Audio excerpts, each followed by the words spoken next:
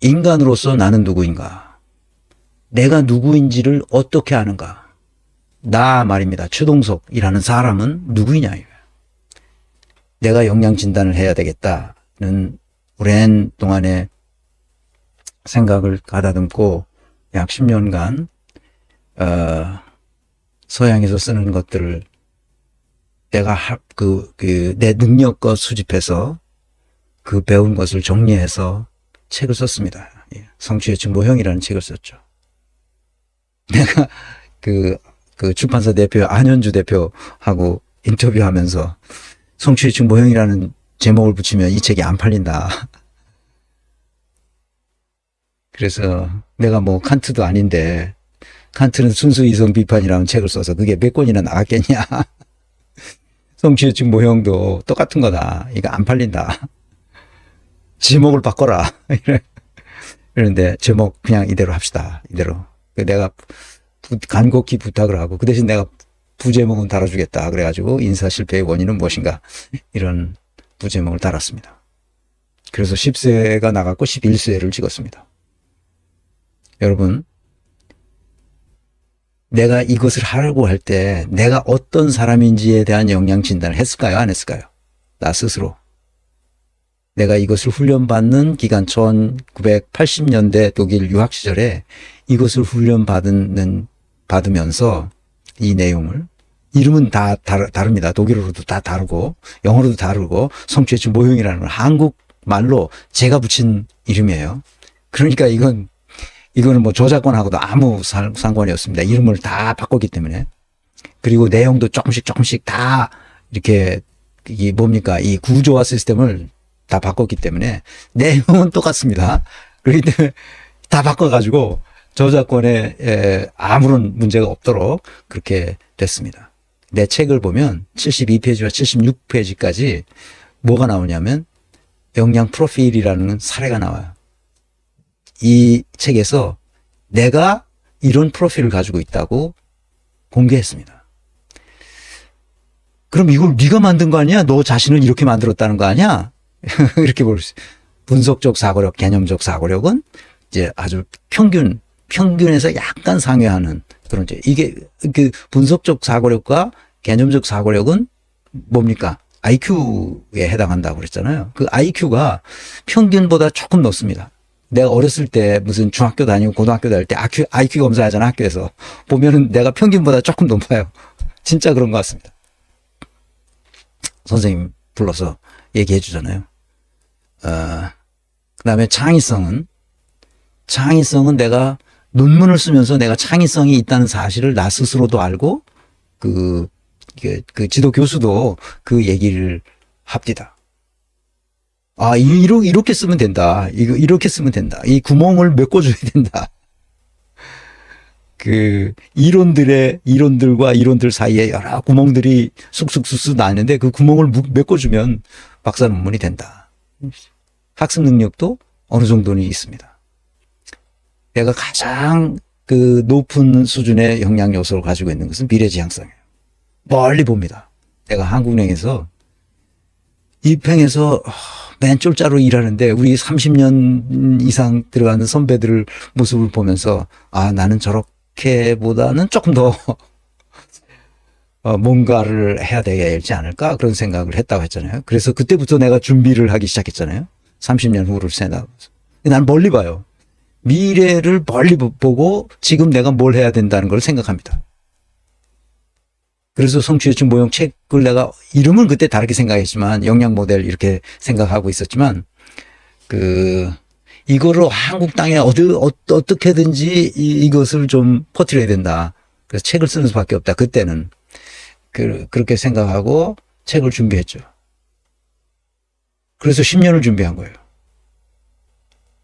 그래서 책을 썼죠. 그 미래 지향성이 나는 높아요. 보통 10년, 길면 30년 내다보고 무엇을 시작합니다. 천천히 시작하지만 확실하게 그것을 시작합니다. 제일 중요한 게 뭐냐? 그래서 저쪽에 가 있네. 영양사전입니다. 이 책의 맨 마지막에 한 장이 붙어 있습니다. 2페이지가 붙어 있는 거죠. 그 영양사전인데 그 영양사전이 이 책의 엑기스입니다. 그거를 만드느라고 오랜 시간 걸린 거예요. 책을 진짜 쓰는 데는 1년 남짓 걸렸습니다. 그 한 페이지, 그 두 페이지, 한 장, 그거 하나가 이 책의 모든 것에 집약되어 있습니다. 그걸 이해하면 돼요. 그리고 이런 역량 프로필을 어떻게 하냐. 그때 훈련받을 때 나를 가르쳐준 컨설턴트, 시니어 컨설턴트가 나를 슈퍼바이징 한 겁니다. 그래서 이게 이렇게 나온 거예요. 딱 하나하나 컨설턴트가 나를 슈퍼바이징 하면서 딱 하나하나 따진 거예요, 이게. 왜 이런지. 그 증거를 갖다 대야 됐습니다. 창의성이 어느 정도 있는지는 내 그동안 세미나 논문들을 제출했잖아요. 그 다음에 그 디플로마 아르바이트, 그러니까 그 졸업 논문, 이런 것도 다 제출하고, 그거 보고 이게 어떻게 평가됐는지도 다 나오니까 그것도 갖다 주고, 그래서 검증된 겁니다. 다만, 한 가지 줄어든 게 있어요. 성취 지향성이 줄어들었습니다. 성취 지향성은 내가 굉장히 높은 사람이었어요. 내가 한 4 수준까지 높이 나 스스로 평가해서 갔는데, 그 슈퍼바이저, 또 나 스스로도, 높다고는 생각을 했지만, 그 슈퍼바이저도 충고하기를 그런 것은 높은 게 아니다. 그렇게 생각했지만, 허락해 줬어요. 이제 한국에서 가난한 사람이 독일로 유학이 올 때까지 뭔가를 하겠다는 성취에 관한 욕망에 대해서 높게 평가했죠. 내가 독일어를 2, 3년 만에 거의 다 알아들을 수 있도록 훈련을 직장 다니면서 했다는 점, 이런 거를 통해서 높이 평가하는데, 이제 이것을 내가 공개하면서 한 단계를 내가 줄였어요. 내 임의로. 성취 예측 모형상의 성취 지향성이 4단계가 아니라 3수준으로 내렸습니다. 이제 나이가 들어서 은퇴하고 나니까 그렇게 내가 뭔가를 이룩해야 되겠다는 강렬한 열망이 나한테 거의 없다는 걸 알게 됐어요. 많이 줄어들었다는 걸 알게 됐죠. 그래서 1980년대 나를 평가했던 내 슈퍼바이저가 4 수준을 간드랑하게 나한테 허락했던 것을 내가 스스로 책에다 공개하면서 줄였습니다. 그래서 3수준 정도로 했죠. 대인 영향력은 그저 내가 먹고 살 수 있을 정도의 영향력만 있습니다. 대인 영향력이 가장 없는 사람입니다. 한번 설득해서 안 되면 그냥 다시 가서 뭘 어떻게 하자고 이야기하는 게 나는 싫어요. 그래서 대인 영향력은 낮은 수준입니다.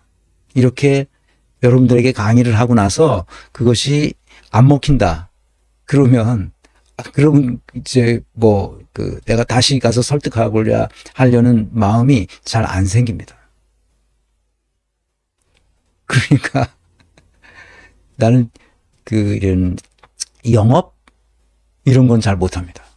영업을 잘하는 분들은 그냥 계속 그렇게 친절하게 또 하고 넘어질 때까지 그 사람이 자기 의도에 참여할 때까지 계속 그렇게 친절을 베풀면서 하여튼 그러지 않으면 그 사람의 마음을 사도록. 근데 나는 그렇게 못합니다. 그게 안 돼요. 나는. 대인 영향력은 아주 낮은 사람에 속합니다. 정직 성실성은 보다시피 그런 아주 평균적인 그런 수준입니다. 그냥 정직하게 살면 되지 그런 겁니다.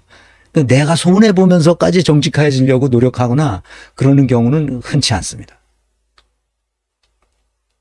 그냥 우리 마음에 있는 도덕 법칙, 일반인들이 가지고 있는 상식 수준에서 정직 성실한 수준에 불과합니다. 나는 이런 사람이에요. 이제 이해하셨죠? 그럼 나는 누구냐 도대체? 저게 나인가? 여러분 어떻게 생각합니다? 여러분은 어떻게 생각하나요? 나의 역량 프로필이 곧 나인가? 인사평가나 역량 진단의 결과가 곧 나인가? 진짜 그래요? 인간이란 무엇인가? 인간이 뭐죠? 내가 이전 강의에서, 오래전 강의지만 실존적 존재라고 설명했어요. 아마 지난 강의에서도 잠깐 설명했던 것 같습니다. 사람을 분석하고 계산하고 해석하고 평가하고 판단하는 유일한 생명체가 인간이죠. 그럼 이게 다인가? 그리고 인간이 세상을 살아가면서 세상을 분석하고 계산해내고 해석하고 평가하고 판단할 수 있는 유일한 생명체가 인간이라면 그렇게 판단해낸 것이 그러면 전부 다인가? 그게 곧 그 사람인가? 여러분은 어떻게 생각합니까? 헷갈리죠? 앞에 놔 있던 역량 프로필이 곧 최동석이냐 이 말이에요. 그럴 리가 없잖아요. 그럴 리가 없어요. 그래서 인간이란 무엇인가? 나는 인간의 한 사람으로서, 한 개체로서 도대체 인간이란 무엇인가? 이걸 물어야 되잖아요. 만약에 그 프로필로 인사평가나 역량 진단의 결과물로 나타난 것이 그것이 전부 다인가? 그렇지 않다는 거예요. 그럼 뭔가 도대체? 우리가 어떤 것이 풀리지 않을 때, 우리가 어둠에 휩싸여서 헤매고 있을 때 우리 앞길에 빛을 비추어 주는 것은 철학입니다. 이것은 내가 만든 말이에요. 왜냐하면 아주 캄캄하게 유학 시절에 몇 번의 그런 고비가 있죠. 힘든 고비가 있습니다. 저는 국내에서는 학사학위가 있지만 석사학위 과정에 들어갔다가 학부 과정을 똑같은 걸 가르치더라고. 그래서 여긴 돈만 먹는 데로구나 생각하고 거기 나와서 한국은행으로 취직했다 했잖아요.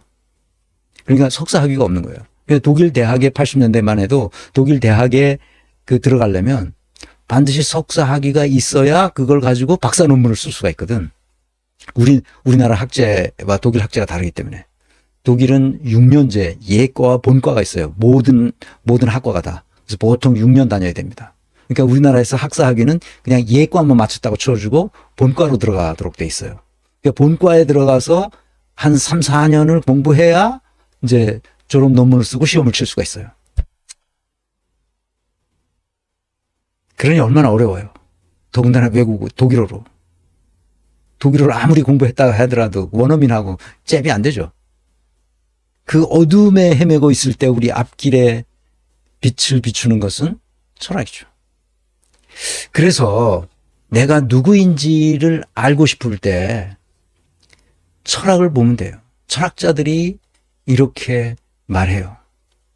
실천이성 비판, 순수이성 비판, 실천이성 비판, 판단력 비판이란 3비판서를 쓴 사람이죠. 백종현 선생이 그 전집을 지금 번역하고 있습니다. 그분이 번역한 거는 제가 다 가지고 정말 고마운 분이에요. 그분이 번역 안에 쓴 그 독일어 책으로 그걸 어떻게 읽어. 그러니까 이분이 다 각주를 달고 그거를 다 해설해 가면서 이렇게 번역을 해 놨어요. 이분이 실천이성 비판 결론에다가 이렇게 씁니다. 그에 대해 저 자주 그리고 계속해서 숙고하면 할수록 점점 더 새롭고 점점 더 경탄과 외경으로 마음을 채우는 두 가지가 있다.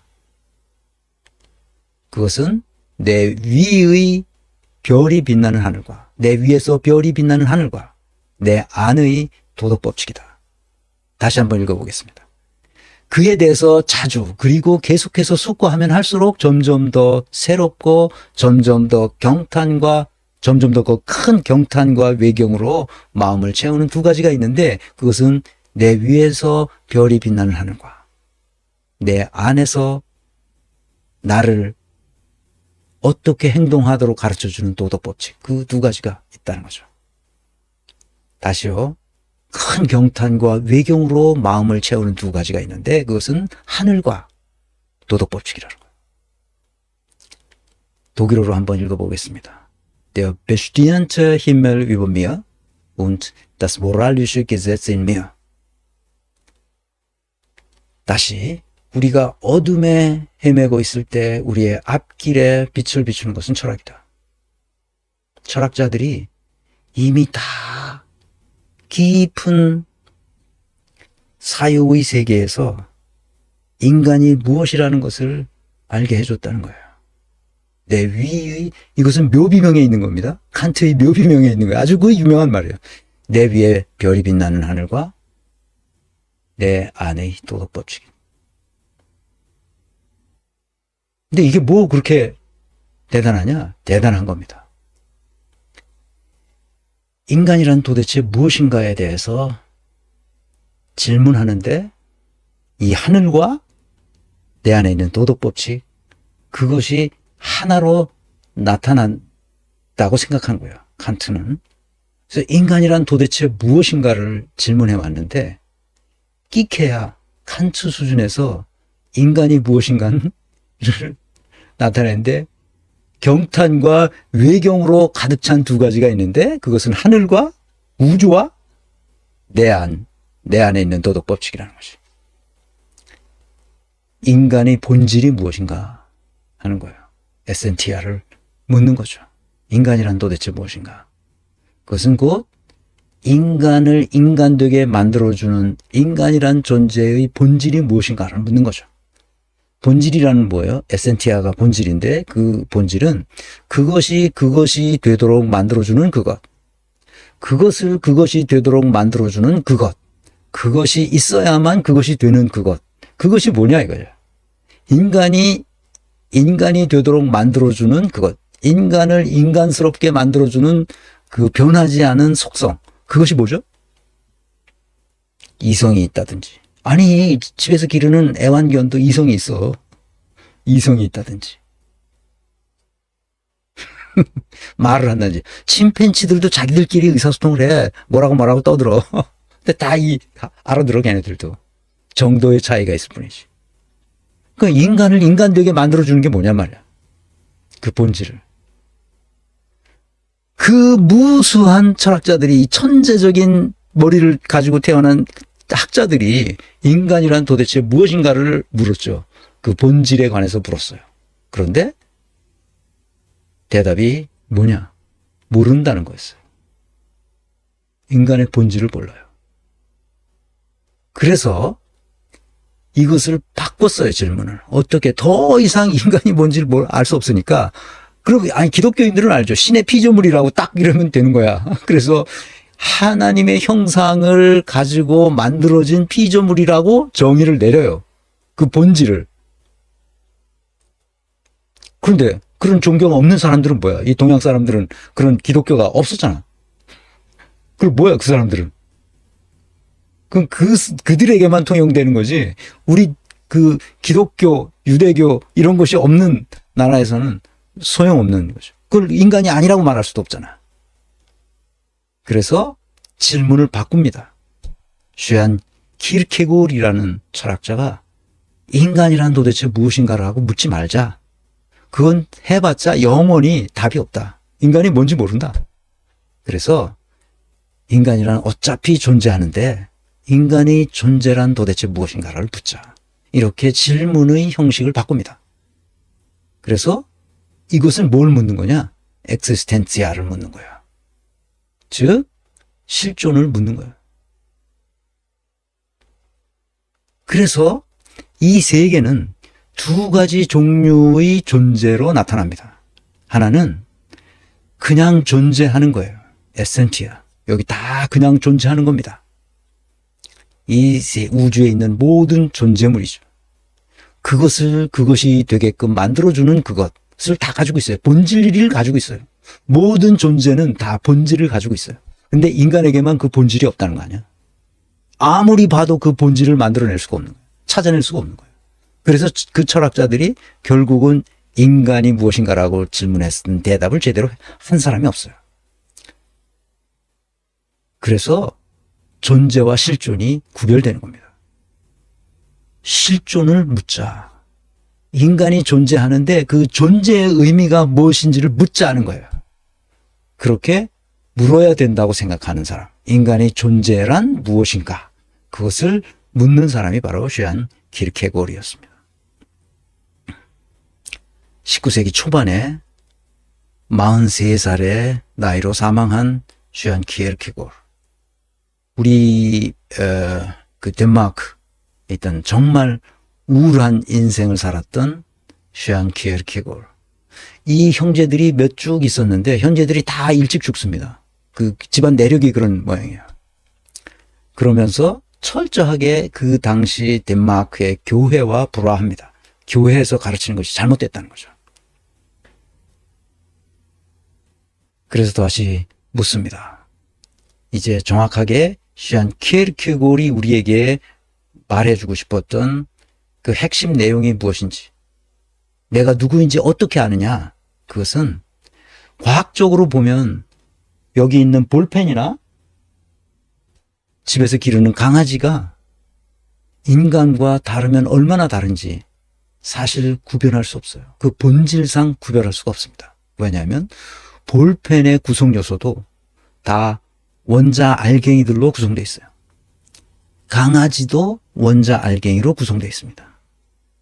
인간도 원자 알갱이로 구성되어 있어요. 그러니까 인간과 볼펜 또는 강아지와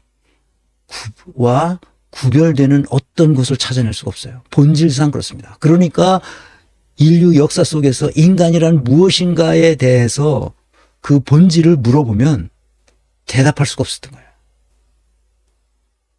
인간이 뭐라고 특징 지을 수가 없는 거예요. 그 본질상 우주에 있는 모든 것이 그 본질상 똑같아. 그런데 볼펜이나 강아지와 인간이 같다고 말하는 것은 말도 안 되는 소리잖아. 그러면 말도 안 되잖아. 그러면 어떻게 해야 돼? 인간은 볼펜이나 강아지와 다른 뭔가가 있다고 밖에는 말할 수 없지. 이렇게 인간에게만 유독 존재하는 그 무엇은 도대체 무엇인가? 이것을 질문했던 사람이 바로 슈안 키르케고르였어요. 그래서 키르케고르이 말했던 것은 바로 인간에게 들러붙어 있는 것이 바로 실존이라는 거예요. 그것을 실존이라고 부르자. 또는 우리 고대인들이 지금까지 또 유대인들이 지금까지 붙여왔던 그 영혼이라는 말을 붙이자. 푸지케, 그 라틴어로 푸지케라고 썼던 것 같아요. 푸지케라는 게 숨 쉰다. 우리가 살아있는 숨이 있잖아. 숨 쉰다는 것이 영혼이라는. 그래서 고대인들이 썼던 바로 그 영혼의 개념에 대해서는 이종우 서강대 철학과 교수를 했었던 이종우 교수의 개념 뿌리들이라는 책에 보면 영혼이라는 말이 무슨 의미인지 고대인들이 썼던, 그리고 오늘날에는 무슨 의미로 쓰이는지를 쭉 설명한 게 있습니다. 그걸 참고하시면 되겠습니다. 내 성취유축 모형에도 영혼이라는 말을 썼어요. 그 전에 있는 다시 쓰는 경영학이라는 책에도 영혼이라는 말이 써 있는데 그것은 종교적 의미의 영혼이라는 뜻은 아닙니다. 이제 실존이 뭔지 조금씩 이해해 주시기를 바랍니다. 그래서 그 키르케고르의 얘기를 조금만 더 해보겠습니다. 키르케고르의 얘기는 이게 19세기 전반부에 살았던 분인데, 이분이 40살, 45살 이 어간서부터 이제 아주 자기의 신학적, 철학적 사유의 세계가 아주 성숙해지고 있습니다. 그래서 45살 이후에 썼던 그 책들은 굉장히 우리에게도 신앙심이 깊은 기독교인들에게도 크게 도움이 되는, 영성에 도움이 되는 책이라고 합니다.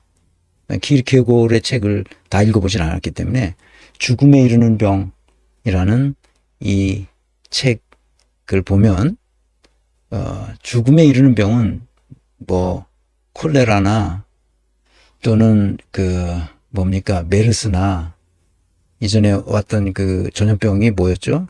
전염병이 뭐였죠? 아유, 자꾸 잊어버려. 나도 이제 치매 초기 증상이야. 전염병이 뭐였어요? 코로나. 아, 맞아. 코로나. 네, 코로나. 그런 게 아니라 죽음에 이르는 병.